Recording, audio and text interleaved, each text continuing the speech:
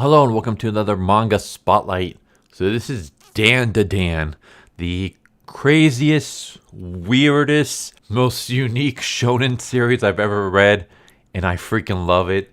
This series is fantastic. One of my favorites. I would say it's my favorite shonen series of all time. Second favorite manga of all time. My favorite is Yotsuba, and I don't think anything is ever going to beat Yotsuba. Just Yotsuba has a special place in my heart, and for personal reasons, I hold it dear to me. But this series comes really, really close. It is a crazy series by Tatsu Yukinobu, who not only created the series, but he also does the writing and the illustration. The illustration is amazing, by the way. He is a former assistant to Kakuyuji, who worked on Hell's Paradise, another really great series. But you might know him for the other person he assisted, and that person is Fujimoto Tatsuki. He's well known for Fire Punch and his most popular series, Chainsaw Man. So yeah, Tatsu was involved in assisting in Hell's Paradise, Fire Punch, and Chainsaw Man. So 3 really good series to have on your resume. But yeah, let's go over the quick little summary. After being aggressively rejected, Momo Ayase finds herself sulking when she stumbles across a boy being bullied. Saved by her rash kindness, the occult-obsessed boy attempts to speak to her about supernatural interests he believes they share. Rejecting his claims, Ayase proclaimed that she is instead a believer in ghosts, starting an argument between the two over which is real. In a bet to determine who's correct, the two decide to separately visit locations associated with both the occult and the supernatural. Ayase visiting the former, and the boy visiting the latter. When the two reach their respective places, it turns out that neither of them was wrong, and that both the occult and ghosts do exist.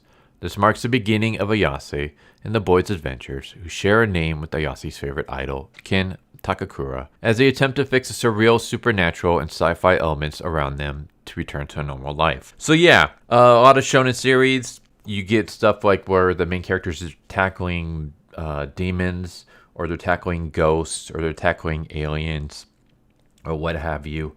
In this series, they're tackling all of those. So ghosts, aliens, demons, occult, anything paranormal is in this series. And this series goes really freaking crazy with some of the stuff that they do. So we have Ayase, who is being dumped by her boyfriend.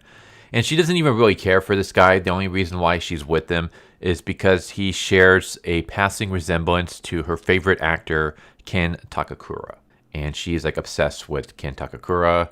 She's obsessed with his mannerism, his attitude, his looks. And so, yeah, she dated this guy because he kind of looks like that. She's talking with her friends when she sees this nerd getting bullied. And one of them is about to, he places like a magnet inside a piece of paper and he's about to chuck it at this guy. And Ayase sits right in front of him. And, of course, the guy's not going to chuck it now because he doesn't want to hit a girl. And so Ayase asks him, what are you reading? And then as soon as the guy stopped paying attention to the nerd, she walks away. And that's when the nerd, his name is Ken, but his nickname is Akuran, and that's the name that he goes with. So I'm going to be calling him that, and I'll show you why he gets called that name. But Akuran follows after Ayase and says, I believe I know what you like. She's kind of like, I think you got the wrong idea. Like, I don't want to be your friend or anything. Just forget I even talked to you. And then that's when Akuran shows this magazine that says President Obama has already visited Mars. It's all laid out in Project Pegasus. And he says, you like the occult, don't you? She's like, no, I don't believe in UFOs or aliens or anything like that. He's like, they're not UFOs, they're UAPs. So then he goes and shares his love for like the occult and stuff like that, and he's trying to get her involved. And she basically is like, can I go now? Like, shut up. I don't want to deal with this. I don't want to put up with any of your crap. I don't care about you or anything like that. The only reason why I got involved was just because I didn't like to see people getting bullied. But like, you have no idea how much you nerds push people's buns. This is why you don't have any friends. Don't try to get buddy-buddy with me. Of course, Akuran is heartbroken. He drops his magazine. He starts to walk away when she picks it up and hands it to him. And she's like, I don't believe in aliens, but I do believe in ghosts. And then he starts laughing. He's like, there's no such thing as ghosts. And of course, she's like, I'll have you know, my grandma's a psychic. She's seen ghosts before. They're super scary. People will get possessed, start spazzing out and stuff. And she goes on this monologue about ghosts, kind of like he was going on a monologue about aliens. But Akuran's like, no, there's no such thing as ghosts. Like, all those stuff can be explained through scientific means. And so that's when the two of them decide to have a bet with each other. Ayase is going to send Akuran someplace where that's haunted to prove that ghosts exist. Meanwhile, Akuran is going to send Ayase to a place where aliens have been known to visit to prove that aliens exist. And so we cut to later that night where Ayase is inside a abandoned building and she's freaked out. And Akuran says that this is Nagi Hospital. It's an abandoned hospital, and it's a place that's a sanctuary for aliens. You can summon a UFO on the rooftop and you can get abducted. So yeah, basically this is where you're going to see aliens and you're going to realize that I'm correct, the aliens do exist. Meanwhile, Ayase has sent Akuran to this haunted tunnel. Kind of reminds me of the Inunaki tunnel, which Chill Art has done a video game for. Juji Ito has a short story inspired by it. But yes, it's like abandoned tunnel. And he goes inside, and of course he starts freaking out because he doesn't believe in ghosts, but he's still scared because it's a spooky place. And as they're talking, they kind of start sharing each other's stories. Like her mom died or disappeared when she was young. She lives with her grandma, who's a psychic. And whenever she goes outside, when she was a kid, her grandma would always make her do some kind of spell, and she would have to hold her hand above her head. And the kids would make fun of her and bully her for that. And because of that, she started to hate her grandma because the kids were mocking her because of her grandma's beliefs. And still, like, even with that said, like, she still really loves her grandma, though. It's like she started hating her grandma, but she realized that her grandma only wants what's best for her, and yada yada. Her grandma is a huge, important character in this series. Her grandma's freaking awesome. And her grandma's not what you would expect her grandma to be, both in appearance and in personality. But yeah, they kind of shared this moment when all of a sudden their conversation is interrupted because Akuran sees this old lady, and the old lady looks at Akuran and says, "I'll let you suckle my titties. Now let me suck your dick." I'm not joking. That's literally what this old lady says. And of course, Akuran freaks out and he yells out "ghosts," and he starts running away. And the old lady starts chasing, and it's the Turbo Granny. And she says, "Don't let that thing overtake you. If the Turbo Granny outruns you, you'll be cursed." And then Ayase hears like some kind of scream or whatever, and the phone kind of cuts out. Meanwhile, she's walking through this hallway, and she sees these three weird, creepy-looking guys. I say guys kind of like in quotation marks. They look human-ish, but they have like an uncanny valley appearance to them. And the reason is because these are actually aliens using these human disguises. So it looks really unnatural. And of course, she freaks out and she starts running away, and the things chase after her, and they grab her, and they rip at her clothes, and she wakes up to find herself strapped to this table-ish looking thing in just her bra and panties. She realizes that these are aliens. They are called the Serpo. They are from the planet Serpo. Do not be afraid. We come in peace. Your belongings have been handled with the utmost care. And of course, her items are all like ruined. And they explain our species is exclusively male. Therefore, we reproduce through cloning technology. However, as biological evolution does not occur among identical individuals, competition and emotion has been eradicated from our race. Therefore, in order to regain reproductive functions like those of humans, we want your kind's bananas. She's like, "What? Why do you want a banana?" And all of a sudden, one of the aliens pulls down his zipper, and this weird mechanical arm with I'm just going to say, what looks like a dildo at the end comes out. So basically, banana is code for penis. And he says, now we will have sex. And after we have sex, we will extract your womb and bananas and conduct research on them. And of course, she starts freaking out. She's like, I've been with trashy guys before, but I still managed to keep my virginity safe. I'm not going to let you creepy aliens take it away. And they grab her, they hold her down, and one of them starts approaching between her legs when her phone starts ringing, and it's from Akuran. And out of her phone comes the Turbo Granny. And the Turbo Granny appears under one of the aliens and bites its dick off. Its mechanical dick off. And then that's when Ayase realizes this is not the Turbo Granny. This is actually Akuran, who got cursed by the Turbo Granny. And she's like, oh, thank God it's you. Please save me. Like, get me out of this thing. And Akuran's like, help me. I can't control my... Basically, he's being taken over by the Turbo Granny, and he can't control it. So he's like, let me suck your dick. And the aliens are like, you there, male human. You're not authorized to be in this area. Leave or else give us your banana. And the aliens transform. And we have a fight scene between Akuran and these aliens. And the fight scene entails Akuran running between the aliens' legs and biting their dicks off. And they're like, our precious bananas, you banana thief. And they start using their alien powers to hold Akuran back. That's when Akuran basically says, I'll give you anything I've got, because I've always wanted to meet aliens. I don't have any friends, so I thought aliens might want to become my friends. Ever since elementary school, I've been trying to call down UFOs, but they never came. No matter how much I called for them, they never appeared. And people would pick on me, they'd make fun of me. Aliens never noticed. But Ayase finally acknowledged my existence. She's the first person to ever acknowledge my existence, and she stood up for me. So don't lay a hand on her. I won't forgive anyone who hurts her. And if it's for her, I'll even become a freak. Of course, this hits Ayase emotionally.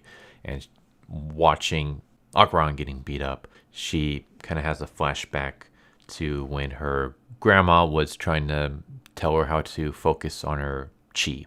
And all of a sudden, the restraints holding her down explode, and Ayase is freed, and she discovers that she actually has psychic powers. And her powers are pretty cool. We get to see them all throughout this series, but the powers she uses the most are like psychic arms or hands.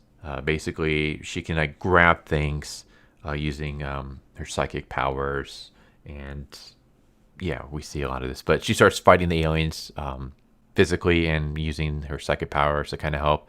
And eventually she hits this alien so hard that it blows through its UFO. Akuran starts trying to attack Ayase because, he's taking over when she sees the Turbo Granny. And she's like, the curse ain't getting away. Even though Turbo Granny left his body, she's able to use her psychic powers to blow Turbo Granny out of his body. She's like, even though you've taken me out of his body, I have his dick now. And as long as I have the boy's dick, the curse won't leave him. If you want it back, come to the tunnel. This place is too far for me.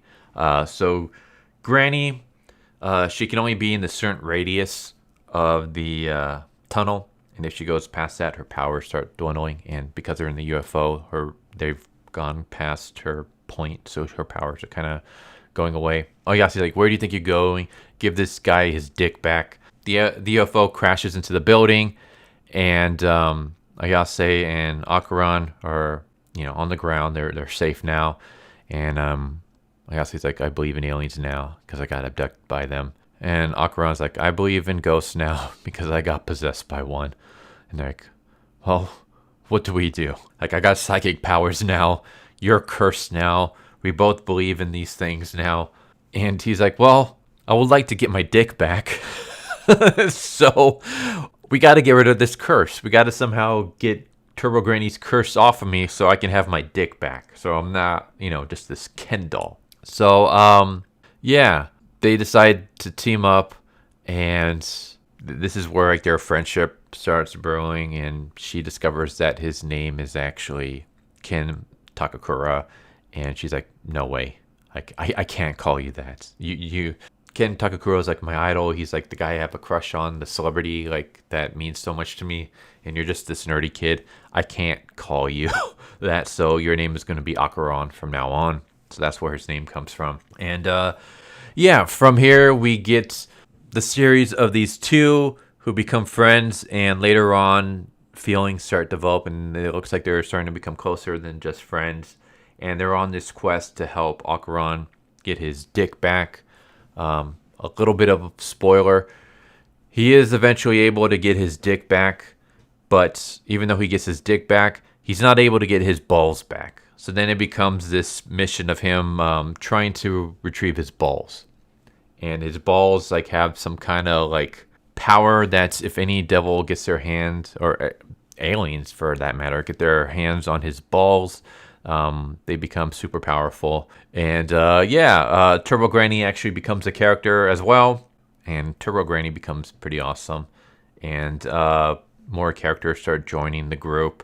And like I said, the grandma shows up and stuff. And we just get this crazy, wacky series of adventures with Akuran, Ayase, and eventually their squad taking on just weird creatures. Like, for example, we have one moment where they're inside a school at night. And it's one of those, is it the seventh mysteries or whatever that Japan has, where like one of them is the 13th step, and then the baby in the locker, and then the anatomy statue that comes to life, and one of them is portraits of famous composers in the music room that like look freaky and stare at you when you're in there after hours or whatever. And we literally have a moment where these statues of like Mozart and Beethoven, not statues, these pictures of Mozart and Beethoven come to life, but they have like giant bobbleheads, and they use their music to shoot musical notes at our characters. We have a moment where they get attacked by a giant kaiju. They transform their house, Ayase's house, into this giant mech. And so we have a kaiju battle.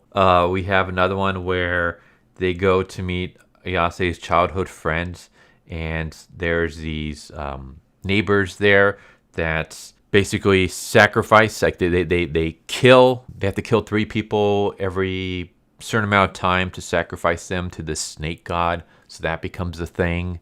Yeah, there's like a shrimp alien that becomes a thing. There's a lot of crazy weirdness to it. I mean, if the fact that there's a Turbo Granny who wants a young boy to suckle her breasts and suck his dick, and then curses him by taking his dick, and then you have aliens who want his dick as well as wanting Ayase's womb, and he's able to get his dick back, but now his balls are missing. Like, this is just like the tip of the iceberg of how weird and crazy this series becomes. This series is just so out there.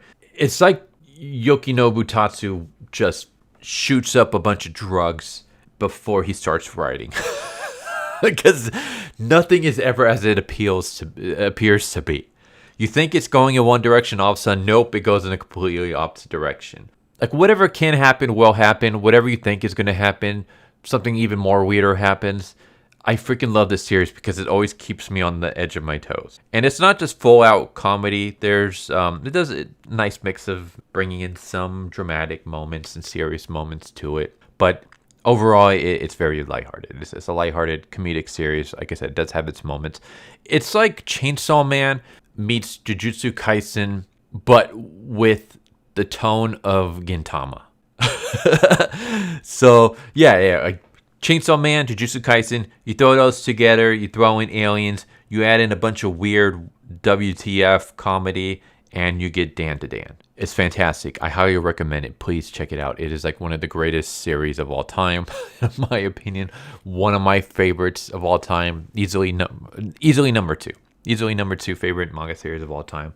Like I said, nothing will ever beat Yotsuba, but this is right up there. I don't know if it's getting I'm assuming it's going to get an anime soon. It seems to be very popular on Manga Plus. Like, it's always like in the top ranks. I heard that there was going to be an anime, but I've never seen any follow-up news on that at the time of this recording.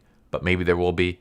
Hopefully there is, because I want more people to just fall in love with the series and just keep the series going because it is freaking fantastic.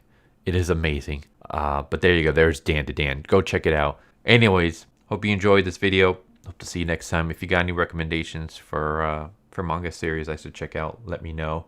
And if it's from a series that Shueisha is not involved, so a series that you won't find on like Manga Plus, then I'll most likely be able to do interiors. Otherwise, you're just gonna get volume cover art like this. But yeah, take care, everybody. Later. So what'd you guys think of that video? I hope you guys enjoyed. If you guys haven't already, please subscribe, hit that bell for a notification, leave a like if you enjoyed the video. And if you didn't enjoy the video, thank you for watching it this far, and I hope the next video is more to your liking. Feel free to check out the playlist that you guys see, and I hope to see you guys next time. Later.